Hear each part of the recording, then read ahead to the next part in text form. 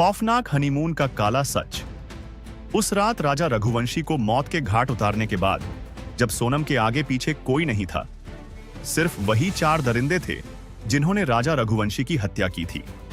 वो सोनम के साथ होटल में पूरी रात क्यों रुके और सोनम के उस रात क्या क्या हुआ, सारी जानकारी विस्तार से बताने जा रहे हैं। उसको समझने के लिए शुरू से समझना होगा। साथियों, क्या यह सवाल आपके मन में नहीं उठा कि आखिरकार जब सोनम ने राजा रघुवंशी को मार दिया और उसके बाद सनम के आगे पीछे कोई नहीं था, मतलब कि सोनम की ना कोई देखभाल करने वाला था, ना उसे कोई रोक टोक करने वाला था। आखिर वह जो चाहे किसी के साथ भी कुछ भी कर सकती थी। और फिर सोनम जैसी लड़कियां हवास की कितनी भूखी होती हैं, यह तो ऐसी लड़कियों के बारे में जानते हुए समझ में ही आ जाता है।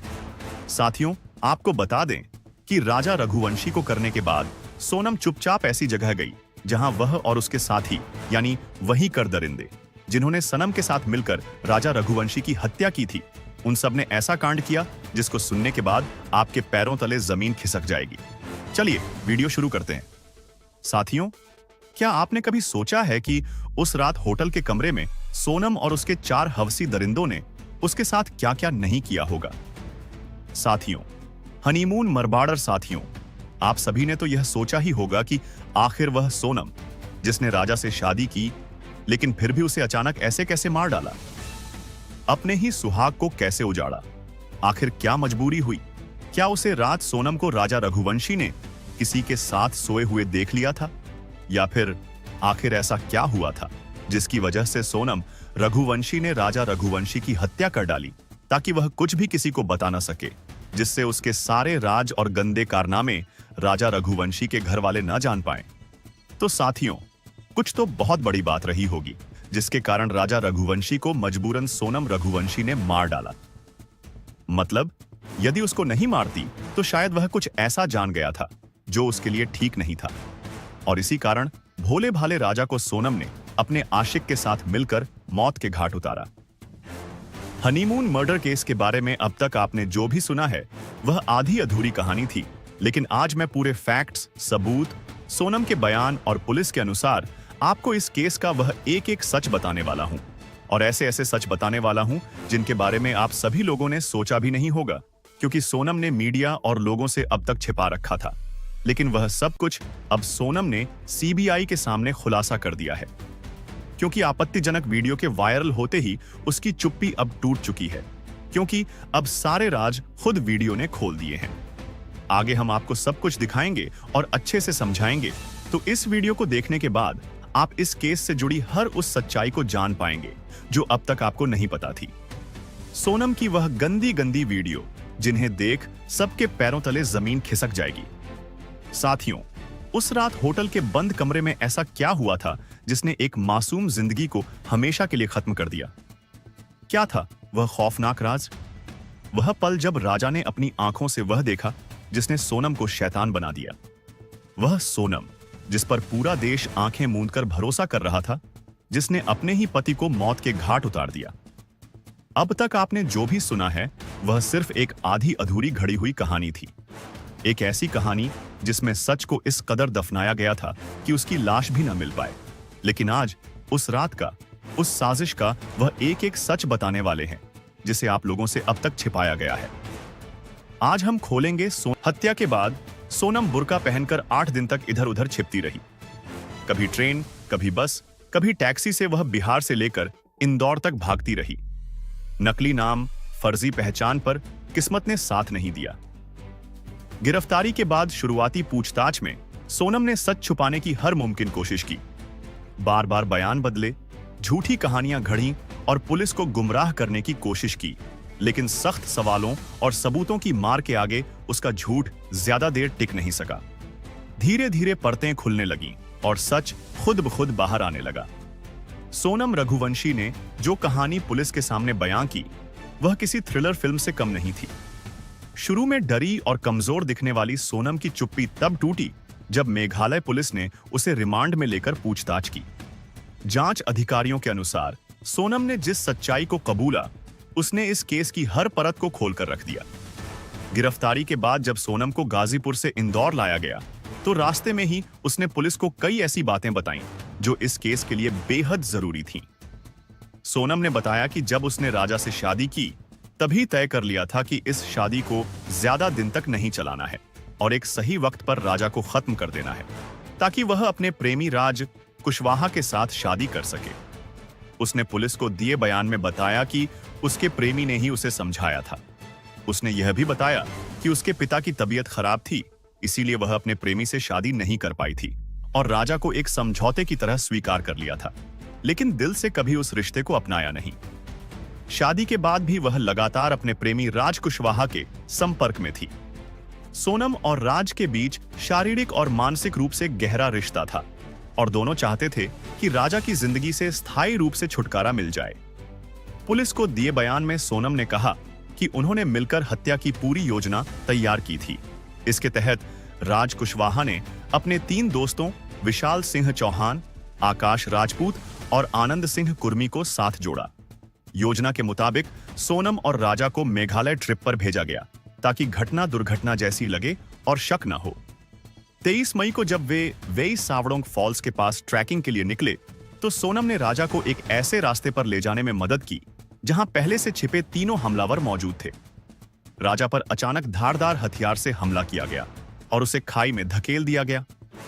सोनम ने बताया कि वह सब कुछ जानते हुए भी वहीं से वापस लौट गई और फिर फरार हो गई।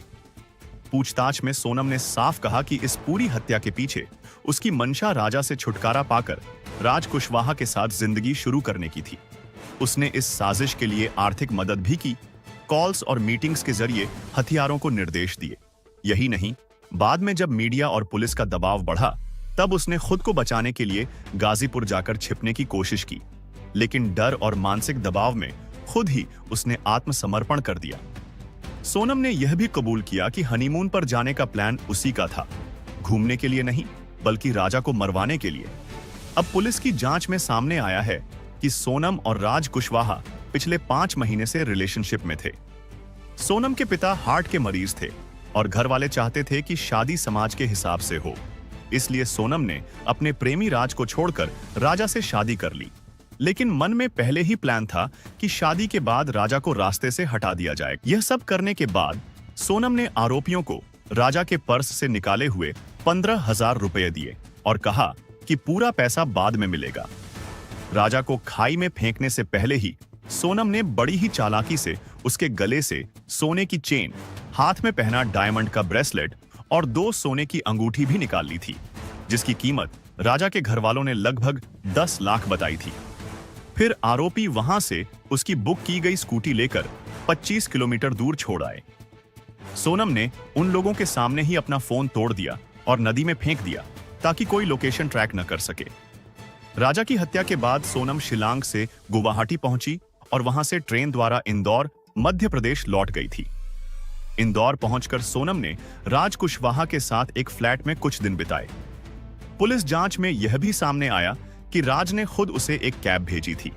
आखिरकार सोनम वहीं रुकी, लेकिन इस दौरान वह हर एक अपडेट पर नजर रख रही थी।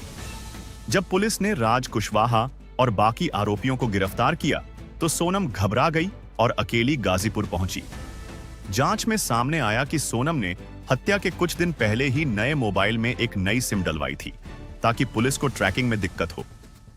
इस केस में जो बात सबसे ज्यादा डराने वाली है वह यह है कि हत्या से ठीक 1 दिन पहले सोनम ने व्रत भी रखा था। अपनी सास से बात करते हुए उसने कहा था कि वह अपरा एकादशी का व्रत कर रही है ताकि मनोकामना पूरी हो जाए। लेकिन सच्चाई यह थी कि उसके मन की मनोकामना राजा को मारने से जुड़ी थी। उसी दिन यानी 23 मई को उसने हत्या को अंजाम दिलवाया और फिर खुद अपने हाथों से राजा को खाई में धक्का दे दिया। इस बीच एक और चौंकाने वाला खुलासा हुआ जब पुलिस को एक ऑडियो रिकॉर्डिंग मिली जिसमें सोनम और राज की बातचीत थी। इसमें साफ सुना जा सकता है कि सोनम राज से कह रही है कि राजा को खत्म करने के बाद सब कुछ आसान हो जाएगा और हमेशा साथ रह सकेंगे। यह रिकॉर्डिंग केस का सबसे बड़ा सबूत बन गया है और अब इसे कोर्ट में भी पेश किया जाएगा। राज कुशवाहा ने भी कबूला है कि उसने ही अपने 3 दोस्तों को पैसों का लालच देकर इस मर्डर में शामिल किया था। वह जानता था कि अकेले सोनम कुछ नहीं कर पाएगी, इसलिए उसने अपने दोस्तों को भी इसमें घसीट लिया। राज कुशवाहा ने पुलिस को बताया कि सोनम ने उससे कहा था कि जब मैं विधवा हो जाऊंगी तब मेरे घर वाले भी हमारी शादी के लिए तैयार हो जाएंगे, इसीलिए पहले राजा को हटाना पड़ेगा। पूछताछ के दौरान हर आरोपी ने अपना जुर्म स्वीकार किया और यह भी साफ हो गया कि हत्या किसी एक का फैसला नहीं था, बल्कि यह सभी के बीच महीनों पहले से बनाई गई एक सोची समझी साजिश थी। पुलिस ने चारों आरोपियों के पास से वह मोबाइल फोन, बातचीत के कॉल रिकॉर्ड्स, लोकेशन डिटेल्स और डिजिटल ट्रांजैक्शन के सबूत बरामद किए, जो हत्या की प्लानिंग में सोनम और राज कुशवाहा के सीधे जुड़ाव को साबित करते हैं। सोनम को लेकर अब एक नई और चौंकाने वाली बात सामने आई है। दरअसल राजा की हत्या के बाद सोनम बुर्का पहनकर मेघालय से फरार हो गई थी। सोनम ने खुद पुलिस को बताया कि वह राजा की हत्या के बाद बुर्का पहनकर शिलांग से बाहर निकली और लंबे समय तक बुर्के में ही घूमती रही। टैक्सी, बस और ट्रेन के जरिए वह मध्य प्रदेश के इंदौर पहुंची। पुलिस को दिए बयान में सोनम ने कहा कि राज ने इंदौर में ही 2 महीने के लिए किराए पर एक कमरा लिया था, जहां कोई सीसीटीवी कैमरा नहीं था। राजा की हत्या के बाद सोनम उसी कमरे में अपने आशिक और उसके 4 हवसी दोस्तों के साथ पूरी रात खूब रंगरलियां मना रही थी। सोचिए, जिस सोनम की तलाश पुलिस बिहार, उत्तर प्रदेश, बांग्लादेश और न जाने कहां-कहां कर रही थी, वह सोनम अपने ही घर के आसपास के इलाके में एक किराए के कमरे में आराम से अपने आशिक और उसके दोस्तों के साथ रह रही थी। वहां उसे रोकने वाला कोई भी नहीं था, क्योंकि राजा रघुवंशी तो मर चुका था। और इसी कारण उस रात सोनम रघुवंशी के साथ उन 4 दरिंदों ने इस कदर अपनी हवस पूरी की कि जैसे वे लोग 7 जन्मों के हवस के भूखे थे। उन्होंने सबसे खौफनाक प्लानिंग तो यह थी, राजा की हत्या के बाद ये लोग एक और महिला की हत्या करके उसकी जली हुई लाश को सोनम की लाश बताने वाले थे। अगर मेघालय पुलिस समय रहते नहीं पहुंचती तो किसी और महिला को मारकर यह कह देते, यह है सोनम की लाश। यानी इन दरिंदों को न इंसानियत का ख्याल था, न किसी की जान की कीमत। पुलिस जांच में यह भी सामने आया कि 19 मई को असम में इन्होंने राजा को मारने की कोशिश की थी, लेकिन असफल रहे। फिर सोनम ने शिलांग और सोहरा चलने की सलाह दी। सोहरा के बीच तीनों ने राजा पर पेड़ काटने वाले भारी हथियार से हमला किया। 4 बार हमला होने के बावजूद राजा लड़ता रहा। तब सोनम ने चिल्लाकर कहा, मार दो इसे। जब राजा बुरी तरह घायल होकर जमीन पर गिर गया, तब सोनम ने तीनों के साथ मिलकर राजा को खाई में फेंक दिया। तब तक राजा की सांसें चल रही थीं, लेकिन खाई में गिरते ही वह उठ नहीं सका और उसकी मौत हो गई। हत्या के बाद सोनम ने अपना रेनकोट आकाश को दिया, क्योंकि उसके रेनकोट पर खून के धब्बे लग गए थे, और बाद में उस रेनकोट और 2 व्हीलर को घटनास्थल से कुछ दूरी पर ले जाकर छोड़ दिया। पुलिस ने सोनम के लापता रहने के दौरान यही रेनकोट बरामद किया, जिसकी सीसीटीवी फुटेज भी मिली।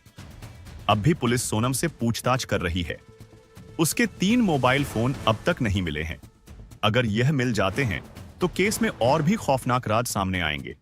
यह भी बताया जा रहा है कि राजा का जब अंतिम संस्कार हो रहा था, तब सोनम बुर्के में छिपकर वह दृश्य देखकर हंस रही थी। इसके अलावा राजा के करीबी लोगों का कहना है कि शादी के बाद भी सोनम अपने आशिक राज से मिलती थी। उसके साथ वह सब करती थी जो एक पति पत्नी करते हैं। एक दिन राजा ने यह सब देख लिया और यहीं से इस खूनी खेल की शुरुआत हुई। न्याय की पुकार। राजा को कब मिलेगा इंसाफ? राजा के बड़े भाई का साफ साफ कहना है कि सोनम अभी भी बहुत कुछ छुपा रही है। उन्होंने पुलिस से मांग की है कि सोनम का नार्को टेस्ट कराया जाए, ताकि जो सच अभी तक छुपा है वह सामने आ सके। इतना ही नहीं, राजा के पूरे परिवार का कहना है कि जब तक सोनम को फांसी नहीं दी जाती, राजा को इंसाफ नहीं मिलेगा। उनकी मां की आंखों में सिर्फ एक ही बात है, बेटे की हत्या का बदला और सोनम को फांसी की सजा। फिलहाल पुलिस भी सोनम के नार्को टेस्ट की तैयारी में जुटी हुई है और माना जा रहा है कि इस टेस्ट के बाद और भी कई बड़े राज खुल सकते हैं। लेकिन जो कुछ भी सोनम ने किया वह किसी भी तरह माफी के काबिल नहीं है। उसके लिए उम्र कैद या फांसी भी शायद कम ही सजा होगी। लेकिन अफसोस की बात यही है कि अब राजा कभी लौटकर नहीं आएगा। 5 आरोपियों को न्यायिक हिरासत में भेज दिया गया। वहीं अब सोनम के वकील ने दावा किया है कि पुलिस इन लोगों से जबरदस्ती गुनाह को कबूल करवाने की कोशिश कर रही है, जबकि सोनम निर्दोष है। लेकिन जिस तरह के सबूत सामने आए हैं, जैसे कॉल डिटेल्स, लोकेशन डेटा और राज के कबूलनामे की रिकॉर्डिंग। उससे अब कोई शक की गुंजाइश नहीं बची है। मेघालय पुलिस और इंदौर पुलिस दोनों मिलकर इस केस को तेजी से आगे बढ़ा रही हैं। फिलहाल सोनम की कस्टडी बढ़ा दी गई है और अगले कुछ दिनों में कोर्ट में चार्जशीट पेश की जाएगी। पुलिस का कहना है कि सोनम ही इस मर्डर केस की असली मास्टरमाइंड है और उसने बेहद शातिर तरीके से यह साजिश रची। यह हमारे देश की कोई पहली घटना नहीं है, बल्कि ऐसे केस हर रोज हो रहे हैं, लेकिन फिर भी लड़कों के लिए कानून में कोई बदलाव नहीं हो रहा है। अगर ऐसे गुनाहों की सजा मौत दी जाने लगे तो लोग ऐसा करने के बारे में एक बार भी नहीं सोचेंगे। न जाने कितनी सोनम जैसी लड़कियां माँ बाप के दबाव में आकर शादी तो कर लेती हैं, लेकिन शादी के कुछ दिन बाद ही अपने आशिक के साथ मिलकर अपने पति को मौत के घाट उतार देती है। इक्का दुक्का दिन लोग आवाज उठाते हैं, फिर सब कुछ सामान्य हो जाता है, फिर एक नई घटना होती है। अगर मैं उन घटनाओं को बताने बैठूं तो न जाने कितने घंटे लग जाएं। कुछ दिल दहला देने वाले केस जैसे कि उत्तर प्रदेश की प्रगति यादव ने शादी के 15 दिन बाद पति दिलीप यादव की हत्या अपने प्रेमी अनुराग यादव और सुपारी किलर रामजी नागर को 2 लाख देकर करवाई। मैनपुरी यूपी की आमना ने पति साजिद को नींद की गोलियां दी, बेहोश करके प्रेमी सुमित के साथ मिलकर सिर पर वार किया और शव जला दिया। महाराष्ट्र की रंजू चौहान ने प्रेमी शाहरुख और उसके साथियों की मदद से सोते हुए पति चंद्रशेखर का गला घोंटकर हत्या की। लखनऊ की राखी राठौर ने प्रेमी धर्मेंद्र राठौर और उसके छोटे भाई के साथ मिलकर पति शत्रुघ्न का गला घोंटकर हत्या की और हत्या को हार्ट अटैक दिखाने की कोशिश की। नालंदा बिहार की संध्या देवी ने प्रेमी दीपक उर्फ छोटू के साथ मिलकर पति राजीव उर्फ नागा सिंह की हत्या की। मेरठ की मुस्कान और उसके प्रेमी साहिल ने पति सौरभ राजपूत की हत्या की और शव को 15 टुकड़ों में बांटकर प्लास्टिक ड्रम में सीमेंट से सील किया। ऐसे न जाने कितने अनगिनत केस आज सिर्फ फाइलों के नीचे दबकर धूल खा रहे हैं। मैं तो बस यही कहूंगा कि ऐसे लोगों को सिर्फ उम्र कैद नहीं, फांसी की सजा मिलनी चाहिए, ताकि समाज में डर बने और कोई भी पत्नी प्रेमी के साथ मिलकर अपने पति की जान लेने की हिम्मत न कर सके। आपका इस पूरे केस पर क्या कहना है? सबसे पहले कमेंट में नीचे जरूर लिखें।